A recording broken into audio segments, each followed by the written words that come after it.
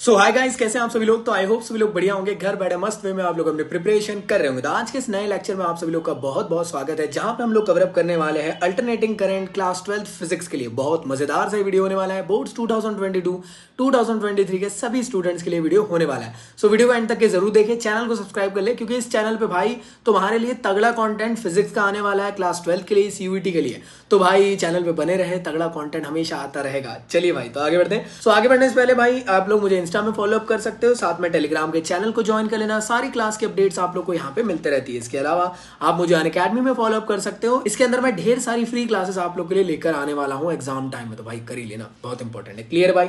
साथ में इस चैनल के नोट्स आप लोग मेरी वेबसाइट से डाउनलोड कर सकते हो। इसके अलावा अगर मैं बात करूँ क्या पढ़ने वाले इस चैप्टर में यार पूरा टॉपिक पढ़ेंगे जो आपके न्यू सिलेबस के अकॉर्डिंग है 2022-2023 के लिए। इसके बाद एक चीज मैं आपको बताना चाहता हूँ, ये चैप्टर ना देखो क्या होता है ना, इस चैप्टर के लिए हवा ज्यादा बना के रखे कि यार बहुत टफ है, बहुत टफ है। टफ ऑफ नहीं है, समझने की देरी है। देखो एक चीज समझो, यहां पे ना बस दिक्कत ये है कि डेरिवेशन की बस स्टार्टिंग की बात पता होना चाहिए आपको कि डेरिवेशन के स्टार्टिंग में करना क्या है। अगर आपको ये पता चल गया कि डेरिवेशन के स्टार्टिंग में करना क्या है, तो आप पूरा डेरिवेशन खुद से सॉल्व कर लोगे, कोई दिक्कत नहीं होगा। समझ में आया?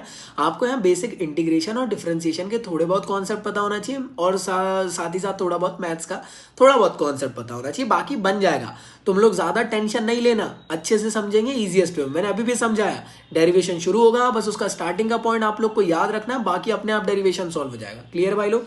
चलिए तो शुरुआत करते हैं। तो आगे बढ़ने से पहले सबसे पहले बात कर लेते हैं कि आखिर अल्टरनेटिंग करंट क्या होता है। सबसे पहले हम लोगों ने जो चैप्टर 3 के अंदर पढ़े थे करंट के बारे में, वो करंट था डायरेक्ट करंट, जो हमें बैटरी से मिल रहा था। ये वाला जो करंट है ये है डायरेक्ट करंट है, ये है अल्टरनेटिंग करंट। अल्टरनेटिंग करंट एक ऐसे टाइप का करंट होता है जो अपनी डायरेक्शन को बार बार बदलते रहता है। जैसे आपको याद होगा, बैटरी के अंदर तो ऐसा पॉसिबल था ही नहीं।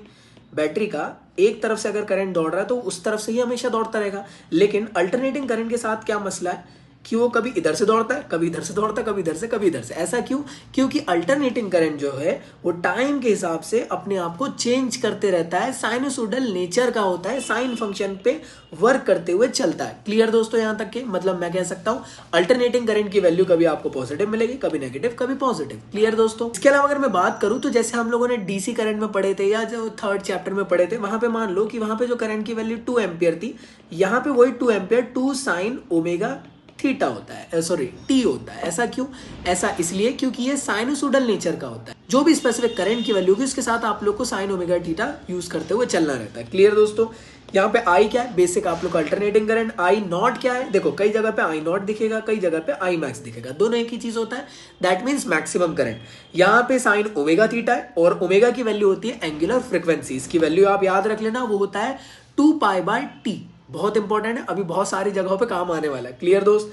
आगे बढ़ते हैं। तो जैसे अल्टरनेटिंग करंट है, जैसे करंट होता है तो वैसे वोल्टेज होता है। तो अल्टरनेटिंग करंट है तो अल्टरनेटिंग वोल्टेज भी होता है कि? बिल्कुल होता है। ऐसे टाइप का वोल्टेज जो वक्त के हिसाब से बदलता हुआ रहता है, वक्त के हिसाब से नेचर चेंज करता रहता है। क्लियर दोस्तों यहाँ तक के?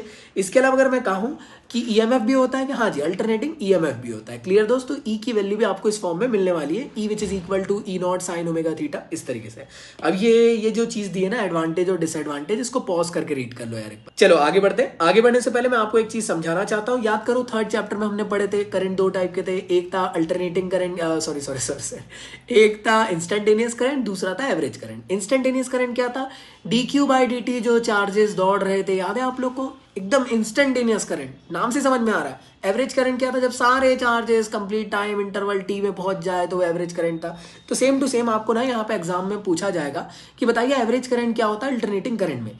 इंस्टेंटेनियस तो वही है, कितना होता है? dq/dt which is equal to what? I. हाँ है ना? इसको हम लोग करने क्या वाले, इसको ना हम लोग देखो क्यू के फॉर्म में बनाने वाले। क्यू मतलब देखो dt को उधर भेज दिए तो इस फॉर्म में हो गया, बोथ साइड इंटीग्रेट कर दिए तो dq का इंटीग्रेशन कितना होगा? q हो जाएगा। और डेरिवेटिव कौन है? t है, तो यहाँ पे आपको इंटीग्रेट नहीं करना, बस इतना सा छोड़ देना। ये q की वैल्यू बन गई। ऐसा क्यों करे भैया? क्योंकि हमें एवरेज करंट निकालना है अल्टरनेटिंग करंट के लिए। तो एवरेज करंट कितना होता है आप जानते होंगे, वहां पे पढ़े थे q/t, याद है आपको? तो यहाँ पे q/t हो गया। q की वैल्यू कितनी आई वो आप यहाँ पे पुट कर दो। और आप लोग t को ऐसा भी लिख सकते हो ना, 0 से स्मॉल t dt, इसकी वैल्यू तो t होती है। तो हमने क्या करें, इसको रिप्लेस कर दी इस फॉर्म में। समझ में आया दोस्तों? हाँ है ना? तो ये कुछ इस फॉर्म में बन गई। यहाँ पे q की वैल्यू रखे तो ऐसी होगा। तो ये है एवरेज करंट अल्टरनेटिंग करंट के अंदर। क्लियर दोस्तों यहाँ तक के? एवरेज करंट की वैल्यू, तो इसको आपको याद रखना पड़ेगा, काफी इंपॉर्टेंट। अगर आप चाहो तो इसको इंटीग्रेटेड फॉर्म में नहीं बनाना है तो सिंपल टी फॉर्म में भी बनाओगे तो इक्वेशन ऐसी हो जाएगी। क्लियर भाई लोग? अब यार हमें करना क्या है, एवरेज करंट क्यों निकाले? एवरेज करंट इसलिए निकाला गया है क्योंकि हम लोग यहाँ दो फॉर्म में इसको रखने वाले। एक रखेंगे हम लोग इसको कि भाई हम मतलब पता करने वाले कि मान लो 0 से टाइम t पर अगर करंट दौड़ रहा है तो फुल साइकिल के अंदर एवरेज करंट की वैल्यू क्या है, और साथ ही साथ हाफ साइकिल के अंदर करंट की एवरेज वैल्यू क्या है। समझ में आया? तो चलिए निकालते हैं। हमें क्या निकालना है? एवरेज करंट की वैल्यू फुल साइकिल के लिए। फुल साइकिल मतलब क्या होता है? देखो अल्टरनेटिंग करंट का फुल साइकिल ये होता है, प्लस और माइनस दोनों वैल्यू जो आप लोग को मिल रही 2 पाई फेज के साथ। क्लियर दोस्त? हाँ या ना? अब एक बात समझना, जैसे आप देखोगे यहाँ पे हमेशा आई की वैल्यू इस तरीके से रिप्रेजेंट करके बताई जाती है। वो ऐसा इसलिए बताया जा रहा है क्योंकि अल्टरनेटिंग करंट चैप्टर भाई यहाँ पे जो करंट दौड़ रहा है वो कितना है? आई max sine omega T. Clear दोस्त? हमें क्या निकालना है? एवरेज करंट की वैल्यू। एवरेज करंट क्या होता है? ये होता है। हाँ या ना? यहाँ पे आई की वैल्यू दिख रही है? हाँ जी। तो हमें क्या करना है? बेसिकली इसको यहाँ पे पुट कर देना है। समझ में आया? आपने ऑब्जर्व करे होंगे 0 से t यहाँ पे हमने पुट करे। ऐसा क्यों? क्योंकि टाइम t पे हमें पता करना है, टाइम इंटरवल याद है, एवरेज करंट dq/dt है ना। तो यहाँ पे हमने कैपिटल D से यहाँ पे डिनोट करे। क्लियर है भाई लोग?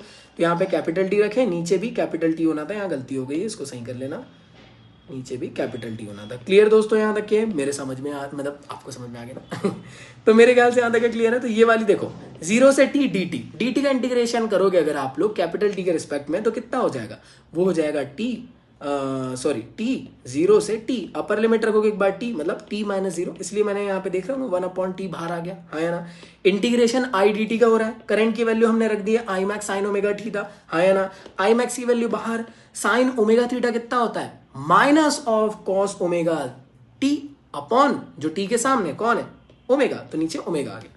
लोअर लिमिट अपर लिमिट, तो हमने क्या करें, एक बार अपर लिमिट रखेंगे स्मॉल टी की जगह पे, फिर माइनस लगाएंगे, फिर लोअर लिमिट लगेंगे स्मॉल टी की जगह पे। क्लियर भाई? तो देखो जैसे आप ऑब्जर्व कर पा रहे होंगे, एक बार हम लोगों ने यहाँ पे अपर लिमिट रखे, एक बार लोअर लिमिट रखे, तो यहाँ cos 0 हो गया, cos 0 1 होता है। हाँ या ना? तो यहाँ पे वैल्यू इस फॉर्म में आपकी आ गई, आई max upon T minus cos omega T capital T plus 1। समझ में आया? यहाँ पे खेल है। अब क्या खेल है? आपको मैंने बताया था कि ओमेगा की जो वैल्यू होती है वो कितनी होती है? 2 पाई बाय कैपिटल टी। तो हमें क्या करना है? यहाँ पे ओमेगा की वैल्यू पुट कर देना है। जैसे आप लोगों ने पुट करे तो 2 pi by T into T हो गया, तो टी से टी कट जाएगा और वैल्यू इतनी बन जाएगी। बाकी सब कुछ सेम है। कॉस 2 पाई कितना होता है? 1 होता है, तो मतलब यहाँ कितना आ जाएगा? -1 प्लस 1 -1 प्लस 1, मतलब ये पूरी वैल्यू 0। खेल खत्म। तो आई एवरेज की वैल्यू कितनी निकल के आई? आई एवरेज की वैल्यू निकल के आई फुल साइकिल के लिए 0। हाँ या ना? अब इसके बाद हमें निकालना है हाफ साइकिल के लिए। आप बोलोगे हाफ साइकिल के लिए भैया एवरेज करंट की जो वैल्यू उसको 2 से डिवाइड कर दो। ऐसा नहीं होता है। आपको करना क्या है? सब कुछ डेरिवेशन सेम करना है, बस यहाँ जो इंटीग्रेशन है t/2 करना है, t/2 करना, बाकी पूरा डेरिवेशन वैसे ही चलेगा जहां पे आपको ओमेगा की वैल्यू रखे सब कुछ। तो आप लोग मुझे सॉल्व करके बताओगे, आपका होमवर्क है ये। कुछ इस तरीके से सॉल्व हुआ जैसे आपको दिख रहा है। अगर आपको हेल्प की जरूरत पड़े तो आप पॉज करके देख लेना। क्लियर दोस्त? आप यहां तक पहुंच जाओगे, जैसे आप पहुंचोगे तो आपकी वैल्यू ये आ जाएगी 2/पाई आई मैक्सिमम। 2/पाई की वैल्यू होती है 0.637 आई मैक्सिमम। तो ये चीज याद रखना है कि हाफ साइकिल के लिए ये वैल्यू होती है, फुल साइकिल के लिए 0 होती है। समझ में आया? चलिए अगले टॉपिक की तरफ बढ़ते हैं। अगला टॉपिक है आप लोग का रूट मीन स्क्वायर वैल्यू। क्या होता है root mean square value? Simple way में समझते हैं। रूट मीन स्क्वायर वैल्यू का मतलब ऐसे टाइप का करंट जो आप लोग को डायरेक्ट सर्किट से मिल रहा है। हाँ या ना? ये बहुत ज्यादा भी हो सकता है। हाँ या ना? अब मुझे एक बात बताओ, एक में लगा हुआ है मेरा मोबाइल का चार्जर, एक में लैपटॉप का चार्जर, एक में लाइट जो मेरे चेहरे पे चमक रहा है। क्लियर दोस्त? मुझे एक बात बताओ, लाइट के लिए मैक्सिमम करंट की वैल्यू डिफरेंट होगी, मेरे लैपटॉप के लिए मैक्सिमम करंट की वैल्यू डिफरेंट होगी, और साथ ही साथ ये जो मेरा मोबाइल का चार्जर है इसके लिए भी मैक्सिमम करंट की वैल्यू डिफरेंट होगी। हाँ जी, लेकिन जो बोर्ड से करंट आ रहा है वो तो कांस्टेंट आ रहा है आप लोग का, तो वो वैल्यू है IRMS करंट की वैल्यू जो आपको डायरेक्ट प्लग से मिलता है। ऐसा बेसिक वे में समझ लो। क्लियर दोस्त? और करंट की मैक्सिमम वैल्यू डिफर कर सकती है डिवाइस टू डिवाइस। क्लियर है भाई लोग यहाँ तक के? तो आइए इसको देख लेते हैं। It is defined as the value of the alternating current over a one complete cycle which would generate the same amount of heat in a given resistor that is generated by the steady current। समझ में आया दोस्त? अच्छा जी, same amount of heat generate कर रहे हैं। Heat का फॉर्मूला क्या है? H which is equal to I² RT। मैंने अभी समझाया था स्टार्टिंग में। अल्टरनेटिंग करंट के चैप्टर में इनिशियल का फॉर्म याद रखो कि करना क्या है, बाकी अपने आप सॉल्व होता है। देखो हमें पता चल गया हीट का फॉर्मूला लगाना है या करंट की वैल्यू पुट करना है, बाकी सॉल्व कर देना खुद से। समझ में आ गया? हाँ या ना? क्लियर है? तो देखो जैसे आप देख रहे हो, हीट का फॉर्मूला लगाएं, करंट की वैल्यू रखें आई max sine square sine omega T का स्क्वायर RT। एक बार आई मैक्स का स्क्वायर हुआ, एक बार साइन ओमेगा टी का स्क्वायर हुआ, तो देखो यहां से वैल्यू हो गई। अब आप बोलोगे भैया ये इंटीग्रेशन कहाँ से आ गया, ऊपर वाली इक्वेशन में तो था ही नहीं, ऊपर वाली इक्वेशन में तो टी लिखा था, यहाँ पे तो डी टी आ गया, ऐसे कैसे। देखो एक बात बताओ सभी के सभी, अरे भाई भाई भाई भाई भाई भाई एक बात बताना, क्या मैं t को 0 से कैपिटल T dt लिख सकता हूं। तो मैंने क्या किया, जो t था उसको रिप्लेस कर दिया इससे, तो मैंने जो t था उसको रिप्लेस किया 0 से t dt से। ऐसा इसलिए किया कि सो दैट यार मैं साइन स्क्वायर ओमेगा थीटा की वैल्यू को सॉल्व कर सकूं। क्लियर है भाई लोग, हाँ या ना, समझ में आया, बधाई हो, क्लियर है। तो ये इक्वेशन यहां तक क्लियर है। अब देखो हमने क्या करें, यहाँ पे था h की वैल्यू पुट कर दिए आई स्क्वायर आर टी। क्लियर दोस्त, तो दोनों तरफ यहाँ पे बैलेंस होते हुए चल रहा है, दोनों की h की वैल्यू को कंपेयर कर रहे हैं और कुछ नहीं है। क्लियर दोस्त, एक बार अल्टरनेटिंग के फॉर्म में रखे और एक तरफ में ये वाली वैल्यू रखे। क्लियर दोस्त, तो ये वैल्यू यहाँ तक के सब कुछ क्लियर है। जो कांस्टेंट है वो बाहर आ जाएगा, सिर्फ जिसका डेरिवेटिव है उसी का इंटीग्रेशन होने वाला है। क्लियर है भाई लोग। तो जैसे आप ऑब्जर्व कर पा रहे होंगे यहाँ पे है sign square omega T D T, तो अच्छे से ऑब्जर्व करने की कोशिश करना। आर की वैल्यू को भी बाहर ले लिया तो एक आर इससे उड़ जाएगा, तो वैल्यू बचेगी I square T which is equal to I max का स्क्वायर इंटीग्रेशन 0 से T sine square omega T D T. Clear दोस्त, एक बात बताओ, साइन स्क्वायर ओमेगा टी या साइन स्क्वायर ओमेगा थीटा की वैल्यू का इंटीग्रेशन होता है? नहीं होता है, उसको रिप्लेस करना पड़ेगा किससे, 1 माइनस कॉस थीटा अपॉन 2 से। तो यहाँ थीटा की वैल्यू क्या है, ओमेगा टी, तो यहाँ क्या हो जाएगा 1 minus cos 2 omega T upon 2 से। क्लियर दोस्त, 2 अपॉन में तो बाहर ले लूं, तो इंटीग्रेशन किसका होगा, एक बार इसका डी के रिस्पेक्ट में, डी टी के रिस्पेक्ट में, एक बार इसका डी टी के रिस्पेक्ट में। तो देख लो भाई सेम यही हुआ, हाँ जी हाँ। तो जैसे आप अच्छे से ऑब्जर्व कर रहे हो यही हुआ, आई स्क्वायर टी और आई मैक्स का स्क्वायर अपॉन 2, और यहाँ पे देख रहे हो 0 से टी डी टी, 1 का इंटीग्रेशन था ये, याद रखना वो 1 जो उस तरफ था, तो 1 का इंटीग्रेशन कितना हो जाएगा, टी 0 से टी, टी माइनस 0, तो टी आ गया यहाँ पे कंक्लूड करके। अब यहाँ पे आप ऑब्जर्व कर रहे होंगे 0 से T cos 2 omega T D T का इंटीग्रेशन हम कर रहे हैं, कितना होता है sine 2 omega T upon 2 omega. आपको करना क्या है, ये जो टी की वैल्यू है यहाँ पे एक बार अपर लिमिट रखना है और एक बार लोअर लिमिट रखना है। तो जैसे आपने अपर लिमिट रखे तो यहाँ कैपिटल टी आ गया, लोअर लिमिट रखे तो यहाँ पे 0 आ गया। मुझे एक बात बताना, साइन 0 कितना होता है, 0, खेल खत्म। अच्छे से ऑब्जर्व करना, क्या आपकी इक्वेशन सिर्फ इतनी बची रह जाएगी, तो देखो ये इक्वेशन इतनी बची रह गई। क्लियर है भाई लोग। मुझे एक बात बताओ, ओमेगा टी कैपिटल टी की वैल्यू क्या 2 पाई होती है, भैया कैसे, देखो omega which is equal to 2 pi by T होता है। अगर मैं टी को उधर ले लूं तो क्या ओमेगा टी को रिप्लेस कर सकता हूं 2 पाई से, बिल्कुल कर सकता हूं। तो मैंने इसको रिप्लेस कर दिया 2 पाई से, समझ में आया। तो देख रहे होंगे आप लोग साइन 4 पाई अपॉन 2 ओमेगा हो जाएगा। तो साइन 4 पाई की वैल्यू कितनी होती है, 0, तो ये पूरी वैल्यू कितनी हो गई 0, तो भाई यहाँ से ये वैल्यू निकल के आ गई। क्लियर है भाई लोग, बाकी सब कुछ सेम है, कुछ नहीं हिल रहा है भाई, यहाँ पे ये सब कथा कहानी सेम चल रही। क्लियर है। तो t माइनस 0 मतलब t हो गया, हाँ है ना, एक इधर से t उड़ा दिए, एक इधर से t उड़ा दिए, तो कितना हो गया साइन आई का square which is equal to I max का square upon 2। Both side under root लगा देंगे, वैल्यू निकल जाएगी। बोथ साइड अंडर रूट लगाए तो I which is equal to आ गया I max upon under root 2, और यहाँ पे आई को ही कहा जाता है आई आर एम एस। तो आप ऐसा भी कह सकते हो कि I R M S which is equal to I maximum upon under root 2, या V R M S which is equal to V max upon under root 2, या मैक्स की जगह पे आई नॉट और वी मैक्स की जगह पे we not भी लगा सकते हो, कोई दिक्कत नहीं। यहां से जैसे आप ऑब्जर्व कर रहे होंगे 1 अपॉन अंडर रूट 2 की वैल्यू हमने रखी, तो वो आई आप लोग की 0.707 आई मैक्स। तो आप चाहो तो ऐसे भी लिख सकते हो। यहां से ये कंक्लूड हुआ कि we concluded that IRMS value of current is 70.7% of the peak value of the current। समझ में आ गया सबको, मतलब क्या आई मैक्स की वैल्यू डिफर कर सकती है डिवाइस टू डिवाइस। मेरे ख्याल से सब लोग को यहां तक क्लियर है, हाँ जी। चलिए अगले टॉपिक की तरफ बढ़ते हैं। अगला टॉपिक है फेसर या फेसर डायग्राम। फेसर या फेसर डायग्राम क्या होता है, बेसिक वे में समझने की कोशिश करना। फेसर या फेसर डायग्राम एक्चुअल में करंट और वोल्टेज के रिलेशनशिप को समझाता है। समझ में आया, मतलब क्या, फेसर डायग्राम एक ऐसे टाइप का डायग्राम है जिसमें आप करंट एक तरफ देखोगे, एक तरफ वोल्टेज देखोगे और चेक करोगे कि कौन आगे चल रहा है, कौन पीछे चल रहा है, कैसा चल रहा है, क्या चल रहा है, किसके अकॉर्डिंग, रोटेटिंग वेक्टर के फॉर्म में। समझ में आया। जैसे आप लोग यहाँ पे ग्राफ देख रहे होंगे, ये कहलाता है आप लोग का phasor diagram. Phasor diagram actual में ये बता रहा है, देखो यहाँ पे करंट और वोल्टेज साथ में चल रहे हैं, देखो दोनों साथ साथ, वैल्यू साथ साथ है ना। देख लो यहाँ पे आप लोग ऑब्जर्व कर रहे होंगे करंट और वोल्टेज का यहाँ पे डिफरेंशिएशन है। हो सकता है करंट आगे चलने लग जाए, हो सकता है करंट पीछे चलने लग जाए, वोल्टेज आगे चलने लग जाए। तो एक्चुअल में फेसर डायग्राम को ये बताता है कि कौन सी वैल्यू किसके अकॉर्डिंग लीड कर रही है, लैग कर रही है, दोनों साथ में चल रही है। क्लियर दोस्तों, यहां तक के मेरे ख्याल से तुम लोग को यहां तक के समझ में आ गया होगा। अगला टॉपिक देखते हैं।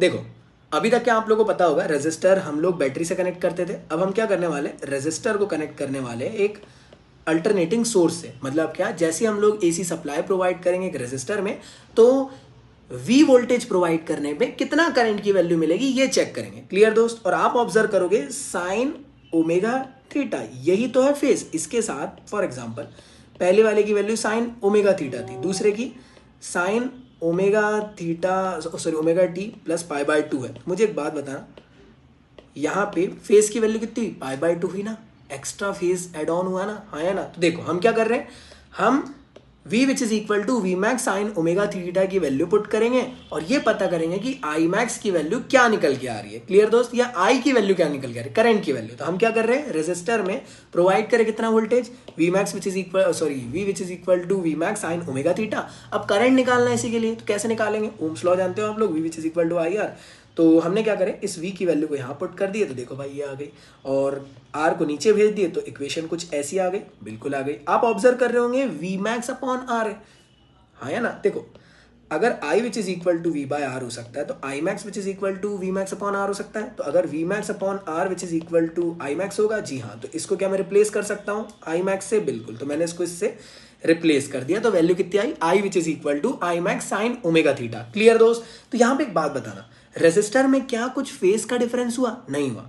यहाँ पे भी आपको v साइन को देखो, साइन ओमेगा थीटा मिला, यहाँ पे भी साइन ओमेगा थीटा मिला।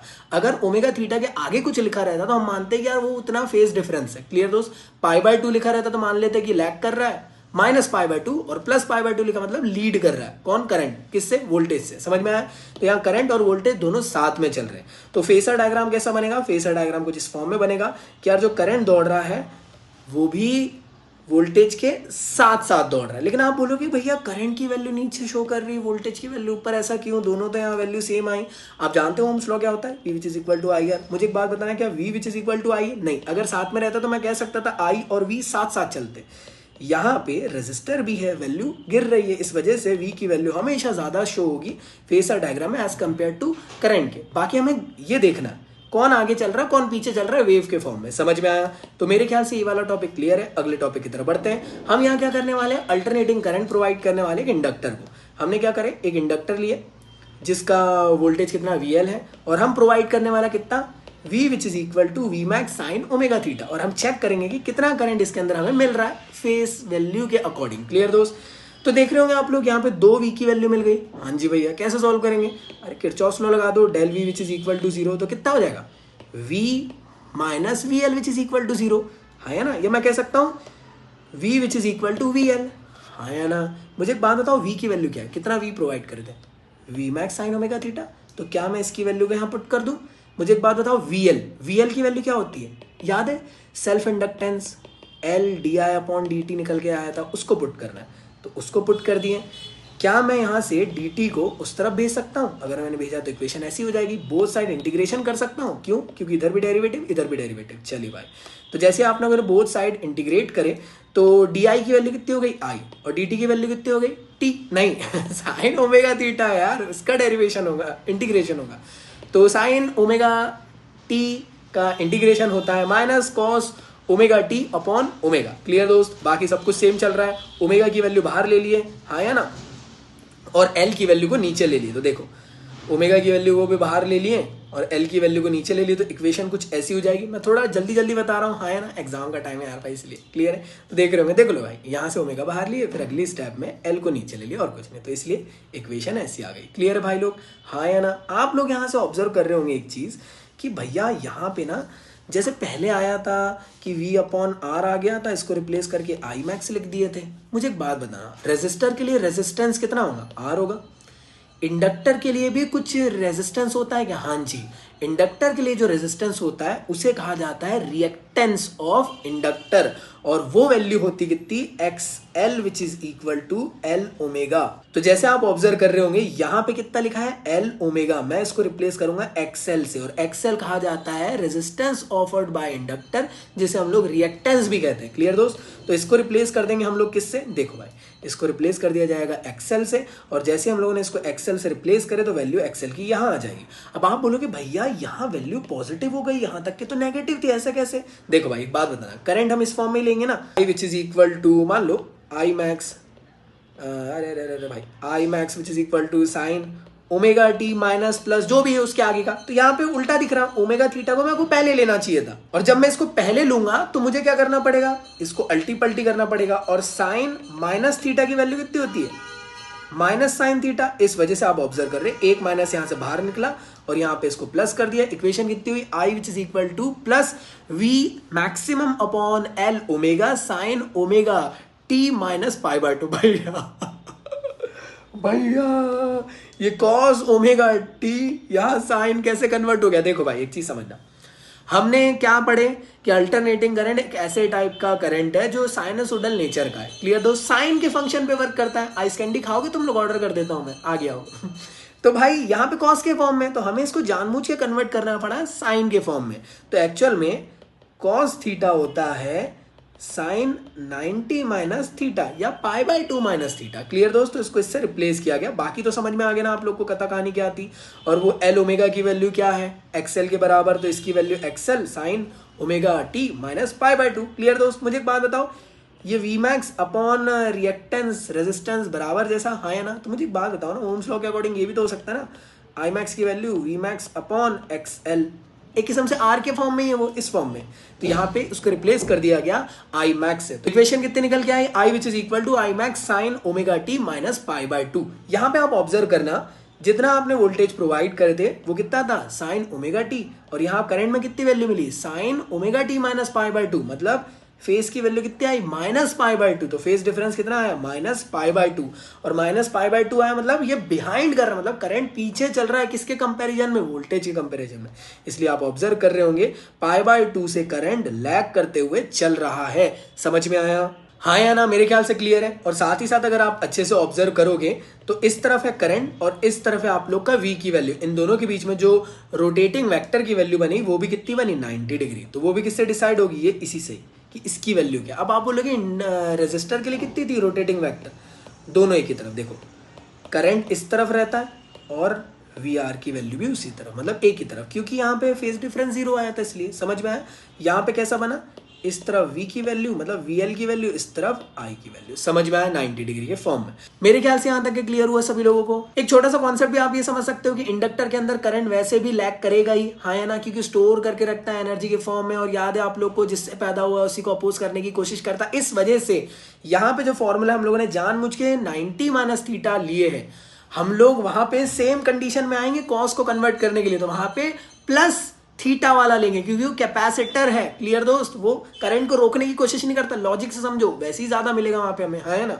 तो वहां पे लीड करने वाला है, यहाँ पे लैग कर रहा है। क्लियर भाई, तो अब हम लोग क्या करने वाले, एक कंडक्टर को AC वोल्टेज प्रोवाइड करने वाले। कितना वोल्टेज प्रोवाइड करेंगे, V max sine omega theta, है ना, है ना। और चेक करेंगे करंट की वैल्यू कितनी मिल रही। तो देखो, तो V which is equal to V max sine omega theta, है ना। कैसे सॉल्व करेंगे, सेम जैसे उसको करें, किरचॉफ लॉ लगा दो। तो V minus V C which is equal to 0, मतलब मैं कह सकता हूँ V minus V C which is equal to 0, या मैं कह सकता हूँ V which is equal to V C.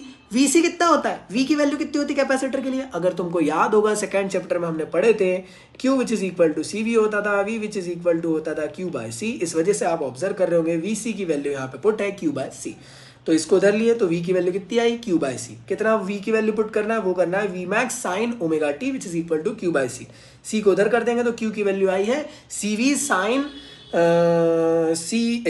CV max sine omega T. यहाँ थोड़ा सा गलत हो गया, इसको साइन कर लोगे यार प्लीज। चलो यहाँ तक ये कर लेना आप लोग, क्लियर है भाई लोग।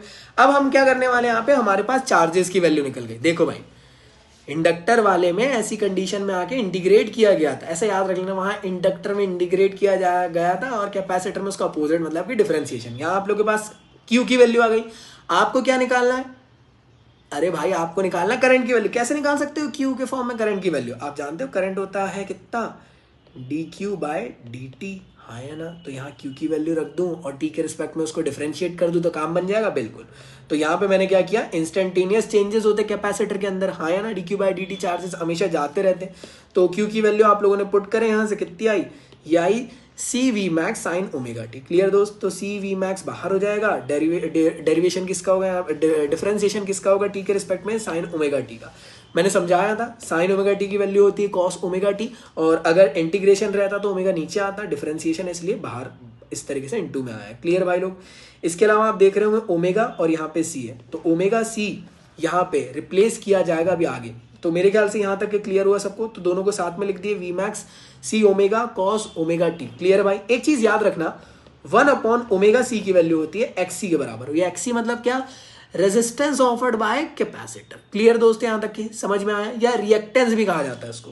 तो हम लोग क्या करेंगे, देखो सी ओमेगा है, हाँ है ना, लेकिन हमने कहा इसकी वैल्यू होती है ये, तो मुझे एक बात बताओ एक्सी की वैल्यू कितनी होगी, ओमेगा सी। मैं ये कह सकता हूं कि इसको रिप्लेस करके मैं अपॉन में एक्सी ला सकता हूं, बिल्कुल सही। तो देखो भाई यहां से वी मैक्स अपॉन एक्सी मतलब क्या, ओम्स लॉ जैसे याद करना, I max which is equal to V max upon XC, और एक्सी क्या है, आर जैसे, तो इस वजह से इसकी वैल्यू रिप्लेस हो जाएगी आई मैक्सिमम के फॉर्म में, और यहाँ पे इस तरीके से आ जाएगा। भैया ये क्या मजाक हो गया, कॉस ओमेगा थीटा साइन के फॉर्म में कैसे बन गया, omega theta plus pi by 2 के कैसे फॉर्म में बन गया, मैंने अभी समझाया था, याद है आप लोग को। इंडक्टर है वहां पे कहीं ना कहीं अपोज करता है, इस वजह से वो वहां पे अपने जानबूझ के माइनस वाली क्वांटिटी ली है। देखो दो फॉर्म होते हैं, क्लियर भाई, sine 90 plus theta which is equal to cos theta भी होता है। क्लियर दोस्त। यहाँ प्लस वाला फॉर्म क्यों लिया, क्योंकि कैपेसिटर है, यहाँ चार्जेस को ज्यादा से ज्यादा इंस्टेंटेनियस फॉर्म में रखने की कोशिश करता है, इसलिए cos theta which is equal to sine 90 plus theta रखे हमने। क्लियर भाई। ये आगे पीछे इसको कर सकते हैं ना, आप चाहो तो इसको इधर ले लो, उसको इधर ले लो, एक ही बात है। तो मुझे एक बात बताओ, आपने इतना वोल्टेज प्रोवाइड करे थे और आपको इतना करंट मिला है, तो यहाँ पे आप ऑब्जर्व करना, इतना फेज की वैल्यू थी ओमेगा थीटा, और यहाँ पे कितनी मिली, प्लस पाई बाय 2, मतलब क्या, फेज डिफरेंस कितना है, पाई बाय 2, मतलब क्या, करंट यहाँ पे लीड करते हुए चल रहा है, किसके कंपैरिजन में, वोल्टेज के कंपैरिजन में। तो फेसर डायग्राम कुछ इस फॉर्म में इसका बनेगा। समझ में आया दोस्तों। अगली चीज, फेसर डायग्राम में आपकी वैल्यू कुछ इस फॉर्म में रहेगी, वीसी नीचे आएगा, करंट की वैल्यू ये, और ये 90 डिग्री। क्लियर दोस्त। ऐसा क्यों, क्योंकि करंट यहाँ पे लीड कर रहा है और वोल्टेज पीछे। वहां पे क्या था, करंट लैग था और वी की वैल्यू ऊपर थी, इस वजह से वहां पे डायग्राम ऐसा दिखा होगा आपको। क्लियर दोस्तों। हाँ या ना, मेरे ख्याल से क्लियर है, हाँ या ना। तो चलिए भाई, मेरे ख्याल से तुम लोग को यहां तक की चीजें समझ में आ चुकी होंगी। अगले टॉपिक की तरफ बढ़ते हैं, जिसका नाम है AC circuit containing LCR circuit. LCR का मतलब ये होता है ऐसे टाइप का सर्किट जिसमें आप लोग इंडक्टर, कैपेसिटर, रेजिस्टर तीनों को कनेक्ट करती है। शायद आपको यहाँ पे याद होगा, यहाँ पे जो करंट की वैल्यू है वो एक्चुअल में लैग कर रही थी, यहाँ पे क्या था, यहाँ पे करंट की वैल्यू लीड कर रही थी, और यहाँ पे कुछ हुआ ही नहीं था, हाँ है ना, क्योंकि इनके बीच में एंगल 0 डिग्री बना था। क्लियर है भाई लोग। तो हम क्या कर रहे हैं कि ऐसे टाइप का सर्किट है जिसको कहते हैं एलसीआर सर्किट, जिसमें हम लोग इंडक्टर, कैपेसिटर, रेजिस्टर तीनों को साथ में कनेक्ट कर रहे हैं, और साथ में हम लोग यहाँ पे एक साथ वोल्टेज प्रोवाइड करने की कोशिश कर रहे हैं और चेक कर रहे हैं कि क्या होगा। मुझे एक बात बताना, यहाँ पे रेजिस्टेंस कितना होगा, सॉरी वी की वैल्यू कितनी होगी, वी आर, यहाँ पे वी सी, यहाँ पे वी एल। याद रखना जो वी एल की वैल्यू है ये हमेशा वी सी से ग्रेटर देन रहेगी। क्लियर दोस्त। क्यों रहेगी, कमेंट बॉक्स में बताना, थोड़ा दिमाग लगाना, एक बार बन जाएगा। अब यार इसको सॉल्व करने के लिए ना आप लोग को कुछ अलग तरीके से सॉल्व नहीं करना है, बेसिक फॉर्म में आप लोग को यहाँ पे वी की वैल्यू निकालना है। कैसे निकाल सकते हो, मैंने अभी आपको समझाया। इसके लिए इस फॉर्म में बनता है, इधर वी एल इधर आई। तो देखो भाई, इधर वी एल इधर आई, दिख रहा है आपको, वी एल आई। कैपेसिटर के लिए इधर आई इधर वी सी, हाँ या ना।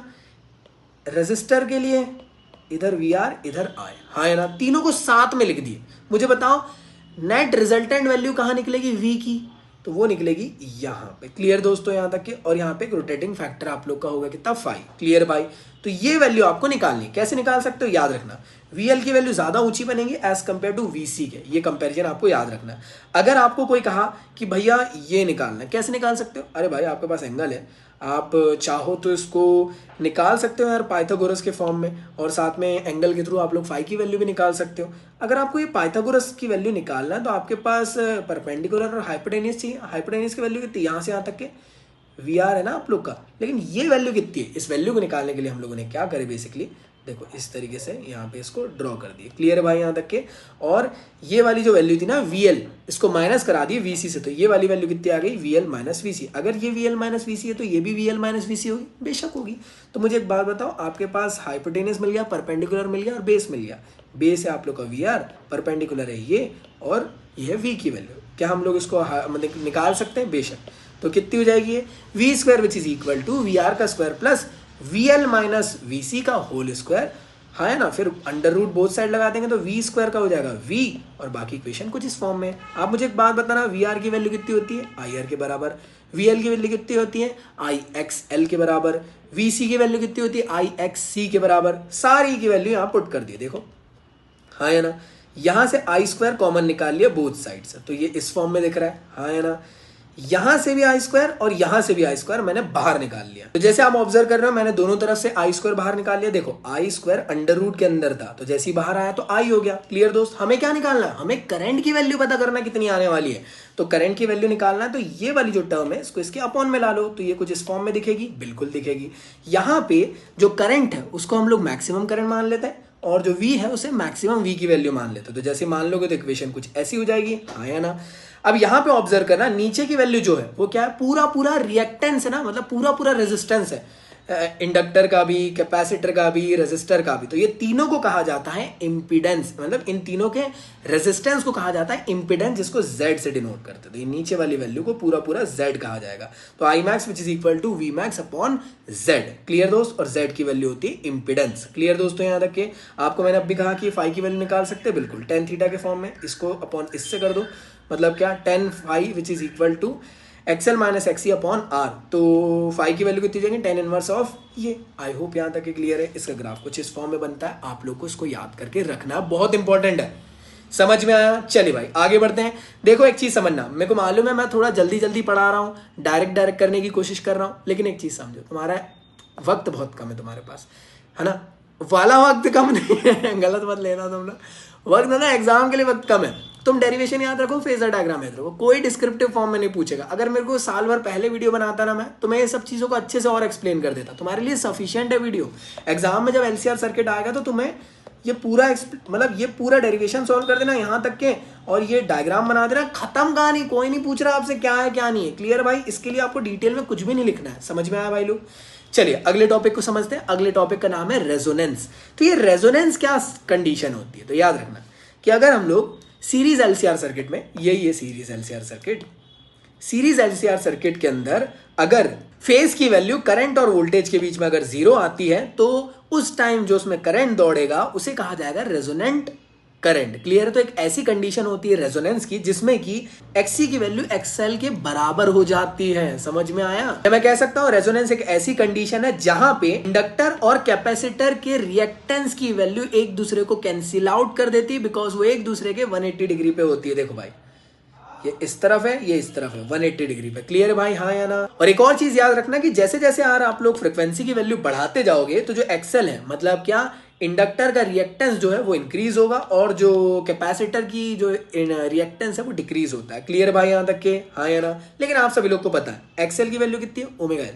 एक्सी की वैल्यू कितनी है, 1/ओमेगा सी। अभी क्या कहा गया, रेजोनेंस एक ऐसी कंडीशन है जिसमें एक्सी एक्सएल एक दूसरे के बराबर होता है। तो एक काम करते हैं, इन दोनों को एक दूसरे के बराबर कर देते हैं। रेजोनेंस की एक कंडीशन है जो एक दूसरे के बराबर होती है। तो ओमेगा की वैल्यू कितनी हो जाएगी, omega square which is equal to 1/XC। या मैं कह सकता हूं अंडर रूट बोथ साइड लगा दो, तो omega which is equal to 1/√LC। इसे ही कहा जाता है एंगुलर रेजोनेंट फ्रीक्वेंसी। समझ में आया दोस्तों? अब यहां पे ऑब्जर्व करना, ओमेगा की वैल्यू ये भी होती है 2πV या f। मैंने स्टार्टिंग में v लिखा हूं, तो f भी होती, बात एक ही है। क्लियर है? फ्रीक्वेंसी की वैल्यू जो आप लोग लिख सको, तो मैं इसको इससे रिप्लेस कर दूंगा और सिंपल f की वैल्यू निकाल लूंगा। सिंपल f क्या होती है, that is the resonant frequency. Clear दोस्त? तो 2π को अपॉन में ला दूंगा, तो आपके पास एक इक्वेशन ये आ गई, एक ही आ गई। इसे कहा जाता है एंगुलर रेजोनेंट फ्रीक्वेंसी, इसे कहा जाता है रेजोनेंट फ्रीक्वेंसी। क्लियर दोस्त? रेजोनेंट फ्रीक्वेंसी की कंडीशन में याद रखना एक्सएल एक्सी के बराबर होता है, और जो इंपीडेंस की वैल्यू वो आर के बराबर हो जाती है। समझ में आया? ऐसे कैसे चेक करते हैं, देखो मुझे एक बात बताना, इंपीडेंस की वैल्यू क्या थी, ये थी।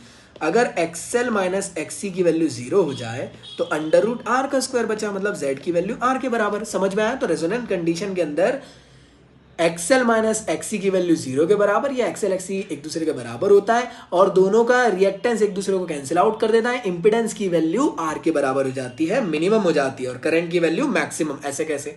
थोड़ा दिमाग लगाओ भाई। देखो यहाँ पे बहुत सारा रेजिस्टेंस था, हाँ या ना?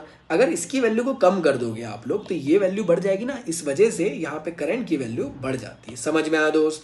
रेजोनेंट फ्रीक्वेंसी में करंट की वैल्यू मैक्सिमम रहती है, और इंपिडेंस की वैल्यू लो रहती है। क्यों रहती है? क्योंकि एक्सएल माइनस एक्सी की वैल्यू 0 रहती है। कंडीशन है रेजोनेंस की। मेरे ख्याल से तुम लोग को यहां तक समझ में आ गया। अगला टॉपिक है क्वालिटी फैक्टर, जिसे हम लोग क्यू फैक्टर भी कहते हैं। आखिर ये होता क्या है या करता क्या है? एक्चुअल में क्यू फैक्टर जो है एक्चुअल में शार्पनेस ऑफ रेजोनेंस को मेजर करने के काम आता है। जो जितना ज्यादा शार्पर रहेगा क्यू फैक्टर की वैल्यू निकल के आएगी। क्यू फैक्टर क्या होता है? That is the voltage across the inductor और capacitor upon voltage across the resistor. Clear दोस्त? VL या VC अपॉन VR। समझ में आया? VL की वैल्यू क्या होती है? अगर मैं VL के फॉर्म में लूं तो वो हो जाएगा आप लोगों का quality factor omega L upon R। VC के फॉर्मेट में लूं तो 1 upon omega C upon R। मेरे ख्याल से क्लियर है। बस इतना सा याद रखो, इसमें इतना डिटेल में नहीं पूछेगा, थोड़ा सा डेफिनेशन याद रख लेना, बस हो गया। क्लियर भाई लोग? इसलिए मैं थोड़ा सा आप लोग को ये वाला पोर्शन स्किप करा दे रहा हूँ, ज्यादा टेंशन नहीं लो इसके ऊपर। अगला जो डेरिवेशन है वो बहुत इंपॉर्टेंट है। क्लियर? एक LCR अच्छे से याद करके जाना है आप लोग को, और इसके बाद ये क्लियर है भाई, ये बहुत इंपॉर्टेंट डेरिवेशन है। आइए जानते हैं एवरेज पावर क्या होता है अल्टरनेटिंग करंट का। तो जैसे कि पावर क्या होता है? पावर होता है that is the rate of doing work. मतलब क्या? जो वर्क डन में चेंजेस आ रहे विद रिस्पेक्ट टू टाइम। हाँ है ना? तो P की वैल्यू कितनी हो गई? dW upon dt। क्लियर है भाई? इसी के साथ साथ मुझे बात बताना, पावर की वैल्यू एक और होती है ना, that is the product of voltage and current. मतलब P which is equal to IR। तो दो की P की वैल्यू मिल गई, दोनों को क्या मैं कंपेयर कर सकता हूं? देखो भाई, ये इंस्टेंटेनियस पावर है। क्लियर दोस्त? इन दोनों को मैंने कंपेयर करा। जैसे ही मैंने इन दोनों को कंपेयर किया तो इक्वेशन ऐसी हो गई। dt को उधर भेज दिया तो इक्वेशन ऐसी हो गई। बोथ साइड इंटीग्रेट कर दिया। तो यहां पे ध्यान देना, इस तरफ इंटीग्रेट करूंगा 0 से t, इधर 0 से w। क्लियर है भाई? तो 0 से w वाला तो w हो जाएगा यहाँ पे आके, आपको तो पता है वो चीज। जैसे यहाँ हो गई आखिरी में आके w। यहाँ पे कितना हो रहा है? 0 से t vi dt। क्लियर दोस्त? अब एक चीज ऑब्जर्व करना, यहाँ पे गलती नहीं करना कि आप लोग इसको बाहर लिए और dt का इंटीग्रेशन कर दिए, खत्म कहानी, t लिख दिए। नहीं, यहां पे आपको v की जगह पे रखना है v0 sin ओमेगा t, या फिर v max, आप vm भी लिख सकते हो, कोई दिक्कत नहीं। और i की वैल्यू रखना है i0 या i max upon sine omega t plus five. आप बोलोगे भैया यहाँ ओमेगा t रखे हैं, यहाँ ओमेगा t प्लस फाइव, ऐसा क्यों? प्लस फाइव इसलिए रख दिए कि अगर मान लो वहां पे फेज डिफरेंस की वैल्यू 0 तो भाई दोनों बराबर। अगर फेज डिफरेंस की वैल्यू कोई डिफरेंट है तो ये पता चल जाएगा, इसलिए इसको रख दिया गया। समझ में आया दोस्तों? तो एक बार इसको यहां रखेंगे, एक बार इसको यहां रखेंगे। क्लियर है भाई? देखो इक्वेशन सब कुछ एक जैसी हो गई, हाँ या ना? अब एक चीज आप लोग ऑब्जर्व कर रहे होंगे अच्छे से, मुझे एक बात बताना, यहां पे आपको दिख रहा है साइन a प्लस बी के फॉर्म में, तो इसको आप लोग कन्वर्ट कर दोगे sine a cos b cos a sine b। तो a हो जाएगा आप लोग का ये, b हो जाएगा ये। तो देखो sine a cos B cos A sine B. A कौन था? Omega theta. बी कौन था इस फॉर्म में? फाई था। तो ये इक्वेशन ऐसी हो गई। बाकी ये आप लोग का सेम टू सेम। यहाँ पे एक और चीज ऑब्जर्व करना, आई नॉट वी नॉट पहले ही बाहर ले लो। क्लियर दोस्त? तो आपने बाहर ले लिए, 0 से t integration sign omega T वैसा का वैसा, सिर्फ इसको रिप्लेस करके ये बना दिया गया। क्लियर भाई लोग? समझ में आया? कंफ्यूजन तो नहीं? इसके बाद बेसिकली आप लोगों को करना क्या है, अंदर प्लस है। देखो एक बार इसके साथ आप साइन ओमेगा टी को इंटू कर दोगे, एक बार इसके साथ साइन ओमेगा टी को इंटू कर दोगे। तो यहां पे अगर इंटू करोगे तो कितना आएगा, sine square omega T cos phi plus cos omega T sine phi, और साथ में ये साइन ओमेगा टी अंदर आ जाएगा। क्लियर है भाई लोग? इसके बाद अगर आप ऑब्जर्व करो तो इसका इंटीग्रेशन एक बार, इसका इंटीग्रेशन एक बार। तो जैसे आप देख रहे होंगे इसके साथ एक बार इंटीग्रेशन इसका, और इधर वाली टर्म का इसके साथ एक बार इंटीग्रेशन। दिख रहा है भाई लोग? कुछ कंफ्यूजन तो नहीं? तो मेरे ख्याल से तुम लोग को यहां तक क्लियर है। एक बात बताओ, किसका डेरिवेटिव है? इसका है। यहाँ पे किसका डेरिवेटिव है? इन दोनों का। तो जो कांस्टेंट है ये और ये, क्या इनको मैं बाहर ले लूँ? हाँ जी, तो मैं बाहर ले लूंगा तो हमारी इक्वेशन कुछ ऐसी दिखेगी, हाँ या ना? यहाँ पे इसी का इंटीग्रेशन होगा। यहाँ पे दिख रहा है आप लोग को दोनों की थीटा की वैल्यू सेम है, तो क्या ये इक्वेशन वाली बन सकती है? 2 sine A cos A which is equal to होता है साइन 2a, और 2 को मैं नीचे भेज दूं तो ये इस फॉर्म में हो जाएगा sine A cos B, sorry sine A cos A, सही कर लेना इसको, sine A cos A which is equal to sine 2a/2, हाँ है ना? तो मैं इसको रिप्लेस करके ऐसा लिख सकता हूं, साइन 2 ओमेगा टी अपॉन 2, हाँ है ना? तो देखो मैंने इसको रिप्लेस करके ऐसे लिख दिया, कोई गलत तो नहीं किया।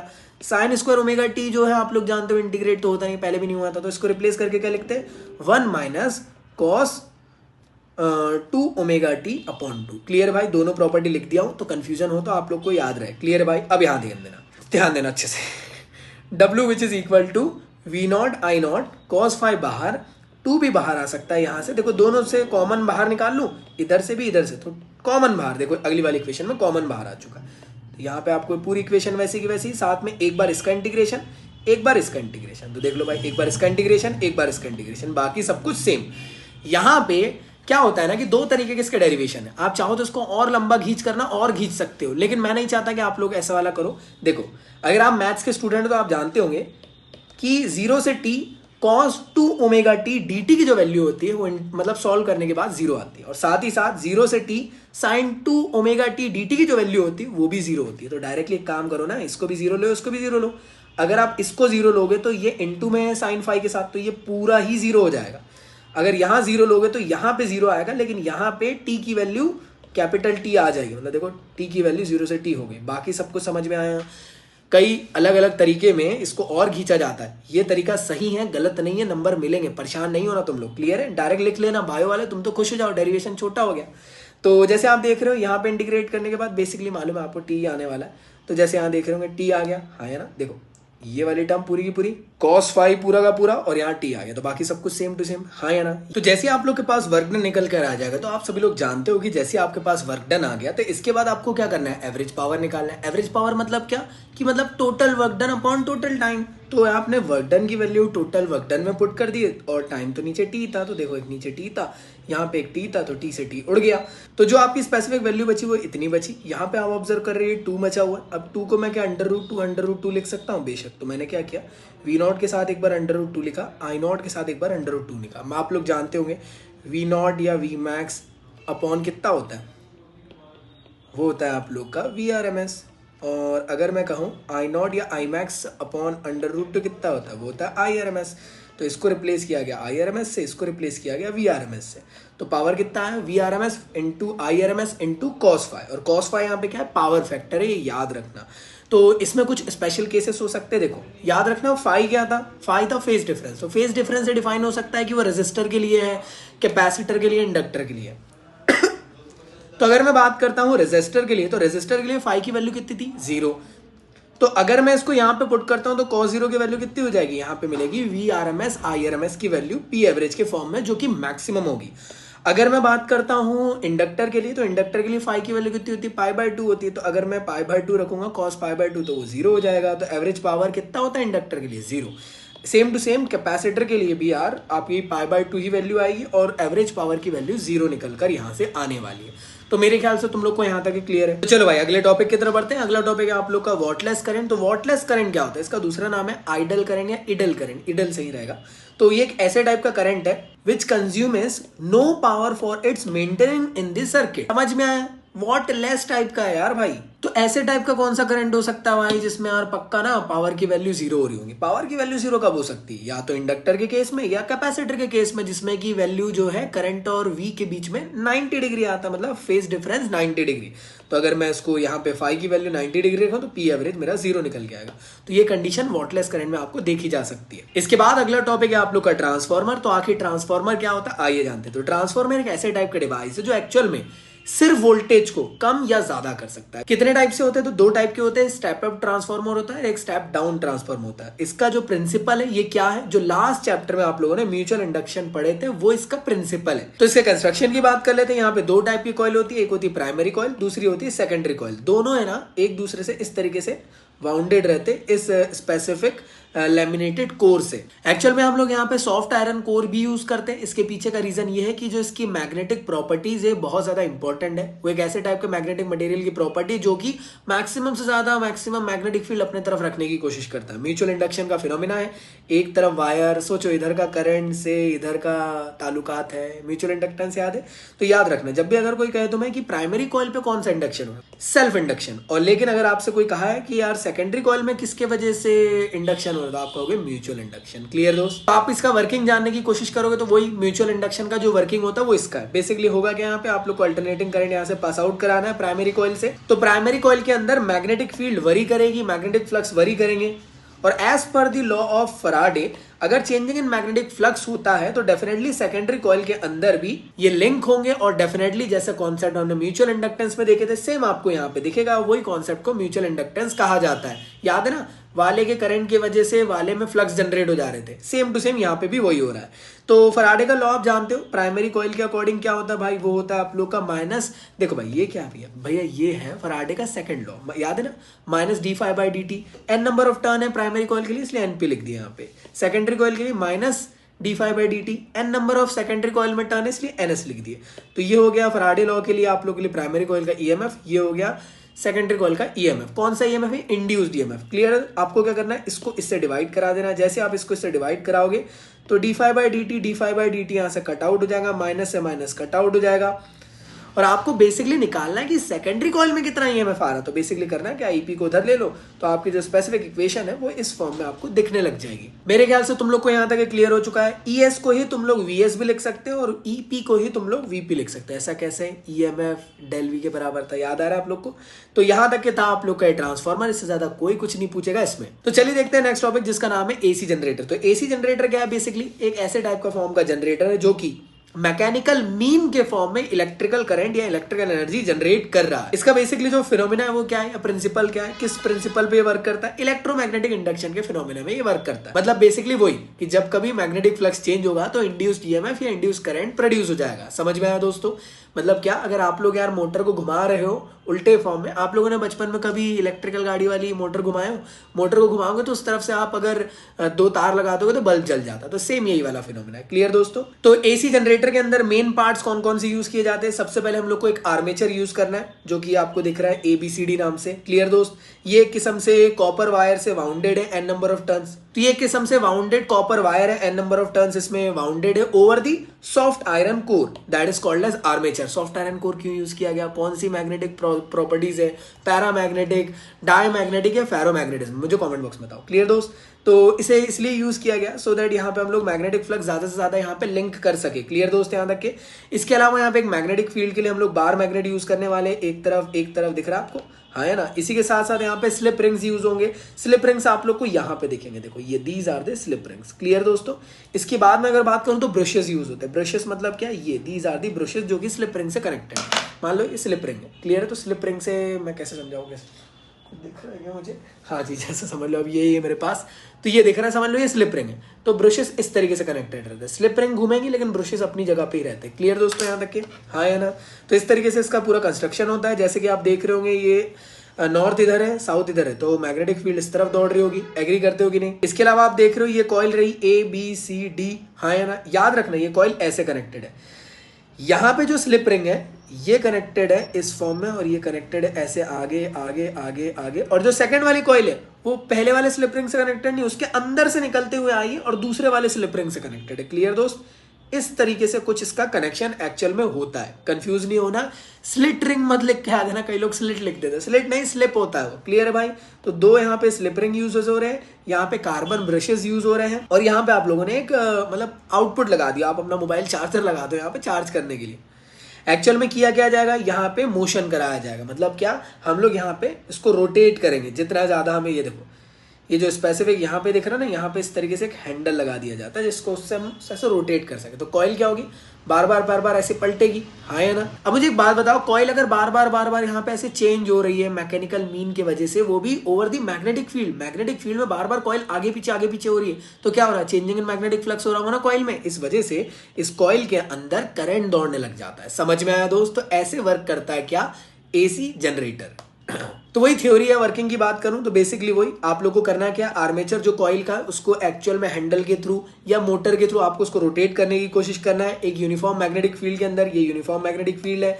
जैसे यूनिफॉर्म मैग्नेटिक फील्ड के अंदर आप लोग आर्मेचर को रोटेट करोगे तो कंटिन्यूअसली यहाँ पे क्या हो रहा है, यहाँ पे मैग्नेटिक फील्ड बदल रही है, मैग्नेटिक फ्लक्स लिंक हो रहे हैं, मैग्नेटिक फ्लक्स बार बार चेंज हो रहे हैं, मैग्नेटिक फ्लक्स यहाँ पे बार बार चेंज हो रहा है जो उससे लिंक थे उस कॉइल से। इस वजह से इंड्यूस्ड ईएमएफ या करंट प्रोड्यूस हो जाएगा। और आप इसको पता कर सकते हो फ्लेमिंग्स के राइट हैंड रूल के अकॉर्डिंग कि किस तरफ में करंट दौड़ रहा है। क्लियर भाई लोग? कोई आपसे कहे कि यार कितना मैग्नेटिक फ्लक्स जनरेट हो रहा है, तो आप लोग कहोगे वो हो रहा है B.A, मतलब BA cos थीटा। मान लो जैसे देखो, अगर मैं इस स्पेसिफिक कॉइल को ऊपर से देखता तो ये नॉर्थ इधर दिखता, ये साउथ, और एक डंडी सी दिखती बस, हाँ है ना? देखो इस तरीके से मान लो एक कॉइल है, मान लो इसका स्पेसिफिक एंगल है, तो वो कितना हो जाएगा, BA cos थीटा, हाँ है ना? क्लियर दोस्तों यहाँ तक के? अब देखो ध्यान देना, यहाँ पे क्या है, थीटा। मैं क्या करने वाला हूँ, थीटा को रिप्लेस करने वाला हूँ यहाँ पे ओमेगा टी से। ये ओमेगा टी से कैसे रिप्लेस हुआ, एक्चुअल में ओमेगा की वैल्यू होती है थीटा अपॉन टी। तो ओमेगा टी की वैल्यू कितनी हो गई, थीटा हो गई। तो बेसिकली यहाँ पे जो थीटा है इसकी वैल्यू कितनी हो गई, 5 which is equal to B A cos omega T. Clear दोस्तों, यहाँ से आपको एक्चुअल में फ्लक्स पता चल गया। एक्चुअल में आपको ये भी याद होगा ना कि भाई ठीक है भैया मैग्नेटिक फ्लक्स तो पता कर लिए, एक्चुअल में कितना ईएमएफ प्रोड्यूस हुआ एट द एंड तो यही पता करना है। अल्टरनेटिंग करंट जो यहाँ पे, अल्टरनेटिंग जनरेटर जो यहाँ पे है, एक्चुअल में हमको यही पता करना है कितना इंड्यूस्ड ईएमएफ, ईएमएफ कितना होता है, वो होता है minus D phi by D T. तो फाई की वैल्यू नहीं थी हमारे पास, इस वजह से हम लोगों ने यहाँ से फाई की वैल्यू निकाले है। समझ में आया दोस्तों। और आप जानते हो एन नंबर ऑफ टर्न्स है, इस वजह से जो फाई की वैल्यू आई है B A cos theta cos omega t, इसको एन नंबर ऑफ टर्न्स के लिए कर दिए तो इक्वेशन ऐसी हो गई। फराडे के लॉ में यहाँ पे पुट कर दिए तो इक्वेशन ऐसी हो गई। टी के रिस्पेक्ट में हम लोग इसको इंटीग्रेट कर रहे हैं, सॉरी डिफरेंशिएट कर रहे हैं। कॉस ओमेगा टी का तो कितना होगा, minus of sine omega T और साथ में ओमेगा आ जाएगा। तो ये इसके बाद माइनस आएगा, पहले से ये माइनस था तो माइनस माइनस यहाँ प्लस हो जाएगा, साथ में ओमेगा बाहर आएगा तो इक्वेशन कुछ ऐसी दिखेगी। देख लो भाई, यहाँ पे आप लोग ऑब्जर्व कर रहे होंगे कांस्टेंट क्या है, एन है, बी है, ए है, ओमेगा। इन सब को रिप्लेस कर देंगे हम लोग, इन सब को हम लोग रिप्लेस कर देंगे यहाँ पे किससे, ई नॉट या फिर ई मैक्स से। ज्यादा अल्ट्रा प्रो मैक्स लोग क्या सोचेंगे, परमिटिविटी और परमिटिविटी इन मीडियम, वो नहीं है भाई, ये मैक्सिमम ईएमएफ है। क्लियर, तो ये कांस्टेंट वैल्यू को हम लोगों ने मैक्सिमम ईएमएफ से कन्वर्ट कर दिए। तो कितना इंड्यूस्ड ईएमएफ निकल के आया हमारा, वो आया ई मैक्सिमम साइन ओमेगा टी, जो कि हमें जनरेटर के अंदर मिलता है। क्लियर है भाई। कोई कहे आप लोग से कि चलो भैया ठीक है, चेंजिंग इन मैग्नेटिक फ्लक्स की वजह से ईएमएफ इतना प्रोड्यूस हो रहा है, करंट कितना हो रहा है, इंड्यूस्ड ईएमएफ, इंड्यूस्ड करंट, तो ओम्स लॉ लगा दो। ओम्स लॉ जानते हो, ई बाय आर या ई बाय आर, ई की वैल्यू रख दो, ई नॉट रख दिया हूं मैंने, या ई मैक्स, कंफ्यूज नहीं होना, E naught, E max, V naught, V max, i naught, i max, सब एक ही है। क्लियर भाई। तो बेसिकली मैंने इसको इससे रिप्लेस किया। तो आप जानते हो कि वी बाय आर या ई बाय आर कितना होता है, आई मैक्सिमम या फिर आई नॉट। क्लियर दोस्त, तो यहाँ से आपको इतना करंट मिल जाएगा। तो ये था आप लोग का चैप्टर। आई होप आप लोग को सारा टॉपिक क्लियर हो चुका होगा और एंजॉय करोगे आज के इस लेक्चर को। इसी के साथ साथ ढेर सारी फ्री क्लासेस के लिंक मैंने आपको डिस्क्रिप्शन में डाल दिया हूँ। आप लोग से रिक्वेस्ट है कि आप लोग इन क्लासेस को ज्वाइन कर लेना, बहुत इंपॉर्टेंट मैंने लेक्चर्स वहाँ पे अनअकैडमी में लिया हूँ या लेने वाला हूँ आप लोग के लिए, प्यारे प्यारे। तो कॉमेंट बॉक्स में मैंने आप लोग के लिए डाल दिया हूँ, जाके आप उसको ज्वाइन जरूर कर ले। तो मिलता हूँ नेक्स्ट वीडियो में, जब तक के लिए पीस आउट।